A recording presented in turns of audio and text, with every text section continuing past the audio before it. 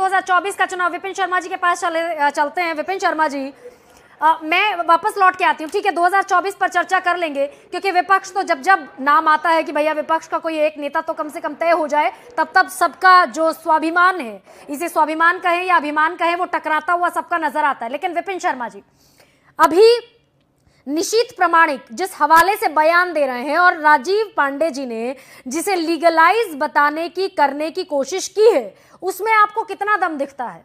अभी महाराष्ट्र में सरकार गिर गई, गोवा में पहले सरकार गिर गई थी, कर्नाटक में ऐसा हो चुका है, बहुत सारे ऐसे राज्य हैं और भी, अरुणाचल प्रदेश से लेकर और भी बहुत सारे राज्य हैं जहां पर ऐसा हो चुका है। अभी हिमाचल प्रदेश में भी यही संभावना दिख रही है कि अगर फासला बहुत ज्यादा नहीं हुआ कांग्रेस और बीजेपी की जीत के अंतर का, तो हो सकता है 6 महीने में कुछ और आए जो मैंडेट से अलग हो। विपिन शर्मा जी, कितना इस बात में दम, और ये क्या इसको जस्टिफाई किया जाना ठीक लगता है आपको? देखिए, वो राजीव जी के अपने विचार हैं, मैं अपने विचार रखूंगा। हाँ। यहाँ पर एक बात समझनी पड़ेगी, संकल्प क्या लिया था। ठीक है। अमर सोनार बांग्ला, ओके। असली परिवर्तन आएगा। वो कितना परिवर्तन आया है ये तो जनता जानती है भली भांति। यहाँ पर रक्त चरित्र की राजनीति देखने को मिली थी। हाँ। जो सियासी बवाल मचा था चुनावों के इर्द गिर्द, क्या वो भूल सकते हैं हम लोग? उसमें सबकी जिम्मेदारी बनती है।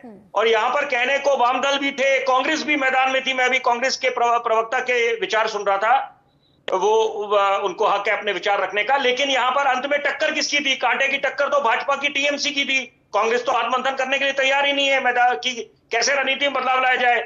और यहाँ पर एक बात समझनी पड़ेगी, रक्त चरित्र की राजनीति, जो बवाल मचा था पश्चिम बंगाल ने जो देखा, और तो क्या उससे अंतरराष्ट्रीय पटल पे क्या संदेश जाएगा? क्या हमारे महान मुल्क की छवि धूमिल नहीं होती? चुनाव तो आते जाते रहेंगे, वो प्रक्रिया चलती रहेगी, लोकतंत्र का महापर्व होता है। लेकिन यहां पर सबसे बड़ी बात है मां माटी मानुष की हम लोग बात करते हैं, और उसके विपरीत अगर कुछ भी हो, खेला होवे हो या खेला खत्म हो, ये जनता के हित की कौन बात कर रहा है इस समय? आपने उदाहरण दिया, और ये जरूरी भी है इस चर्चा में गरिमा जी कि हम उसका उल्लेख करें, जिक्र करें। हाँ। महाराष्ट्र में जो हुआ, हाँ। वहां पर भी गाजे बाजे के साथ बड़े जोर शोर से महाविकास अघाड़ी का सरकार का गठन हुआ था।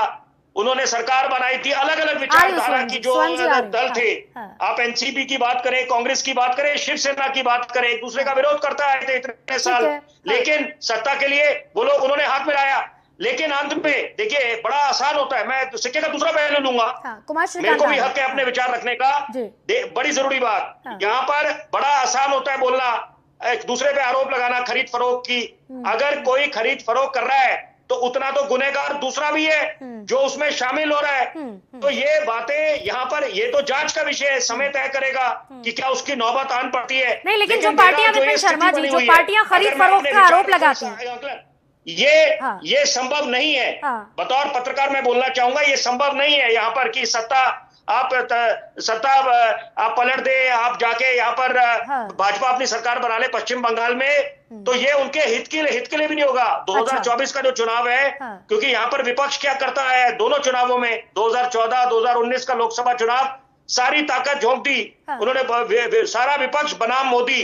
और वही गलती भाजपा ने कर दी दिल्ली में नगर निगम के चुनावों में, सारे ताकत लगा दी, दमखम से सारे स्टार प्रचारक उतार दिए कि अरविंद केजरीवाल, मनीष सिसोदिया को घेरने में। यहाँ पर ये समझना पड़ेगा जनता की नब्ज कौन पहचानता है। ये अच्छी बात नहीं होगी और ये होने भी नहीं वाला। वो अलग बात है, बोलने का हक है। वहां अगर ये निशीथ प्रामाणिक बोल रहे हैं या दावा ऐसा आ रहा है, सामने खबरें आ रही हैं कि कुछ विधायक टीएमसी के उनके संपर्क में है, लेकिन ये मुमकिन नहीं होगा कि वो यहाँ पर टीएमसी की सरकार को गिरा दे। टीएमसी की सरकार को गिराना मुमकिन नहीं है।